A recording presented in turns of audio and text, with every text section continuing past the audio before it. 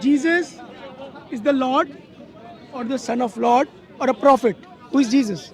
Are you a human being or son of a human being? Please answer my question. I am human being as well as son of No, no, human no, being. no. Give me only one answer. Are you a human being or son of a human being? You Only are one. giving me. You are giving me a similar thing. So Jesus is I am- God, Son of God. Okay. So don't No, worry. no, no, no, no. No, whoa, whoa, whoa, whoa, whoa, whoa, whoa. Just tell me. Jesus died, and on the third day he came back alive. Okay, so Jesus And is you a think God. this You is think. comparable? No, wait a second. Jesus died and he came back on the third day alive. And you I'm think not- this is comparable to asking? I'm not. No, I'm wait. not Please asking. listen. I'm just Always, saying. always, please. You want me to believe Always. in Jesus? I am asking you Always, who is Jesus. please listen to me. Please listen to me, please. Yes. Jesus died, and on the third day he came back alive.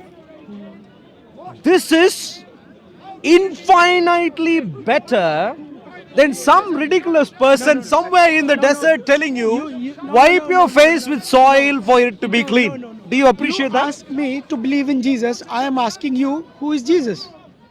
Is he a God? Is he a son of God or a prophet? Who is? All three. All three. All three, yeah. So one person can be a God, he can be a son of himself, and he can be a prophet. Wait a second, wait. Wow. I When you asked said you are a man, asked son of a no, man, no, did no, you no, say no. you are a son of yourself? But I cannot become No. Whoa. You earlier said you are a man, who son is of a Jesus? man. Are you I said- by saying that? Where did asked you you a say simple question. you are a son of yourself? Is that what you said? The confusion many Muslims have about who Jesus truly is does not stem from any chaos in the gospel manuscripts, but rather from the rise of a new religion that retells the story of Jesus in a way foreign to the testimony of the apostles. In Islamic teaching, Jesus is reduced to a mere prophet, one who was not crucified and certainly not the Son of God. But long before that religion ever emerged, Jesus himself posed the most fundamental question to his disciples. Who do you say that I am?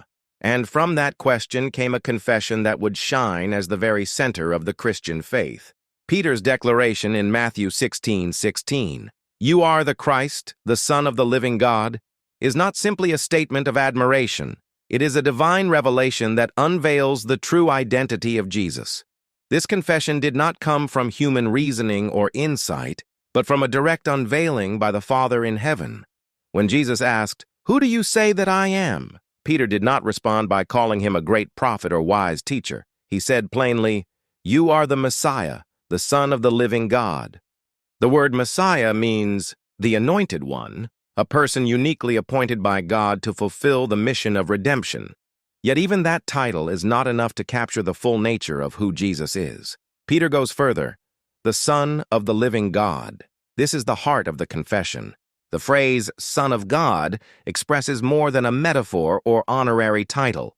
It declares that Jesus has his origin within God himself, not as a created being, but as a person who proceeds from the very being of God. Just as a word proceeds from the mind without separating from it, so the Son proceeds from the Father without division. They are distinct in person, but united in essence. By calling him the Son of the living God, Peter affirms that Jesus comes from the God who is truly alive, active, speaking, and revealing himself in history. This God is not a silent concept, but the ever-living one. And Jesus, as his Son, is the perfect manifestation of that divine life, not a symbol, not a mere envoy, but the living Word who has come forth from God. Because Jesus is the Word of God, his will is one with the Father. He does not act apart from the Father, nor in contradiction to him. He reveals the Father's will in perfect unity. As Jesus himself says in John 14:10, "The words I say to you I do not speak on my own authority. Rather, it is the Father living in me who is doing his work." Their will is not two wills existing side by side. It is one, flowing from a single divine source. The Word is not merely a sound or an idea. It is a living person, proceeding from God and fully expressing who God is. So when Peter says, "You are the Son of God," he is declaring that in the person of Jesus, God has made himself fully known and completely indivisible. This confession was not the product of human logic. As Jesus says in the very next verse, Matthew 16:17, "Flesh and blood has not revealed this to you, but my Father who is in heaven." I ask you. Good.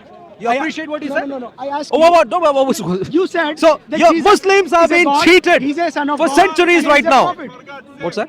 Jesus is a God himself. He's a son of God. Yeah. Son And of his he's a- father. Son of his father. Yeah. Who is the father? God. And who is Jesus? God. So God has a son, and who is That's a right. God?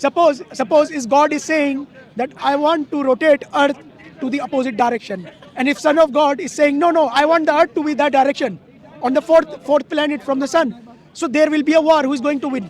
The father or the son of Thankfully, Father, just answer me. Thankfully. If you said there are two gods, so of course when there are two people, so they have different perspectives. Listen to me again. When there are two gods, whenever there are two ruling authority, they have their own perspective. Okay, so if the father is saying no, we are making a living out of the mercury, not the earth, and the son is saying no, we want earth to be a living thing. So who is going to win? You tell Did me. you ever? Are you going to listen right now? You asked me. Just I'm answer answering me. right now. Yes. Did you hear me ever say there are two gods? No, you said Jesus is a son of God. And when I ask you who is Jesus, you say God. Jesus is a God. When I ask you who is the father of Jesus, you say God. So He said that, right? And when I ask you who is prophet, you said. did I say You mean to say they are two? I am the God and I am the son of myself and I am delivering message myself. You know what you're doing right now? No. You know what you're doing right now? You just contradicted. Do you know yourself. what you're doing right now? If there are two ruling authorities, Do you know what then you're? Do you know what you're find doing the right now? Whole universe and the everything. Do you know what you're doing right now? Do you know what you're doing right now? I am just. Do you know what you're doing right You now? are just contradicting yourself. Do you know what you're doing right No, now? you are just contradicting. Do you know what you're doing right Did now? you say it? Did you say? Do you know what you're doing right now? You say Jesus is a son of God. Do you know what you're doing right now? I'm just. Do you know what you're doing right now? Okay, just tell me what you're saying. What you're doing right now, let me describe this particular way. You have graduated from a university which has taught you if you need to clean your face, wipe with soil.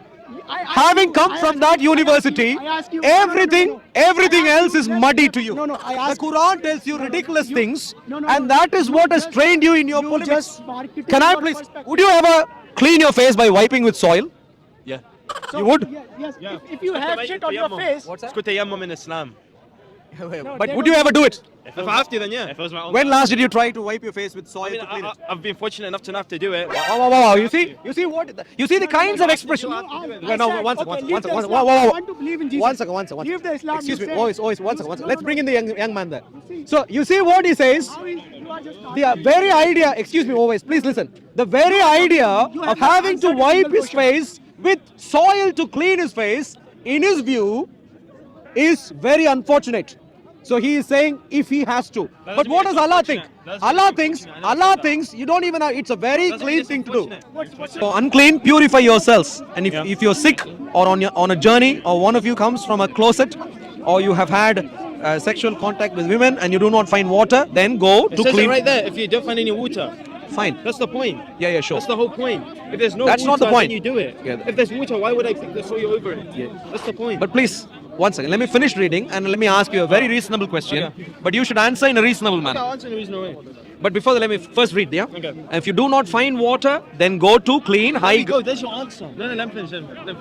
go to clean high ground and rub your faces and your hands with some of it. Okay. Allah would not place a burden on you, but He would purify you and would perfect His grace upon you that He may give thanks. So my question on a very reasonable basis is, keep this aside. We have read this. Yeah, you've read this. Why would I keep? This is the whole point of doing it. No, Yes. one second. Keep this aside for a moment and let me ask you a question. But be reasonable Okay, I'll be reasonable. and answer. Would you ever find rubbing your face with soil to be any option at any point in time Yes. to clean your face? Yes. And you would find this to be The scientific. ayah literally says Allah does not burden you. If there is no water, what are you gonna do? If you were in a desert and there was no water, what would you do? What would you clean your face with? Not with soil. Not with soil. What? Okay, then what? What would you clean your face with? Rubbing isn't meant to clean yourself. It's rubbing my face with soil is making it dirtier, not cleaner. Muslims often defend the practice of tayammum by saying that Muhammad did not permit just any kind of soil, but specifically pure earth, sadan tayyiban, as stated in Surah Al-Ma'idah 5:6 and An-Nisa 4:43. They argue that this command is enough to prove tayammum is compatible with science, since pure soil must be harmless. But when we examine this more closely, through the lens of Arabic linguistics, theological coherence, and modern science, we find serious contradictions that cannot be resolved by the word tayyib alone. The word sad in Arabic refers to the surface of the earth, dust, dry ground, or soil that is immediately accessible. It does not refer to filtered, processed, or sterilized soil, but simply to dry, natural ground. And tayyib, while often translated as pure or clean, carries a spiritual or ritual meaning, not a scientific one. In the Quran, tayyib is used to describe something that is morally good or legally permissible, not necessarily free of bacteria or pathogens.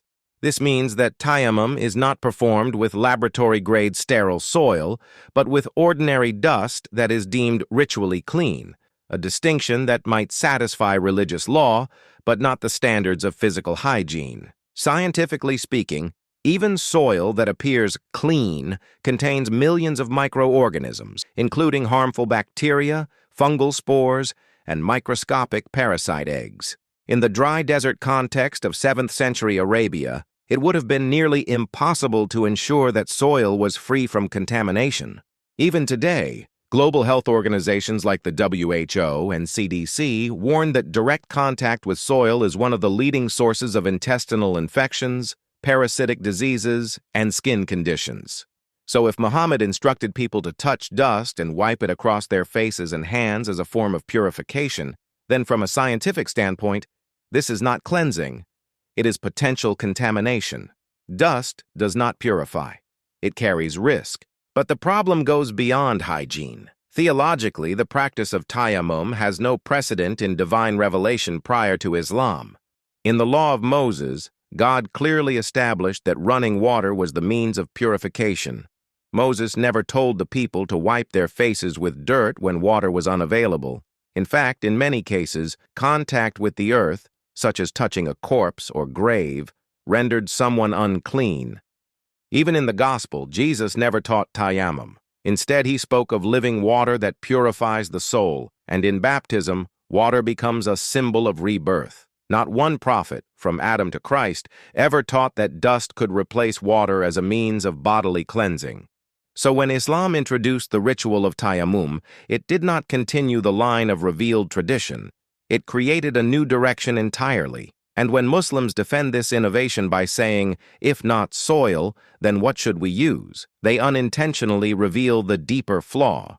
Because the real question is not, what should we use when there is no water? The real question is, whoever taught that dust can purify? And the answer across all prophetic history is no one.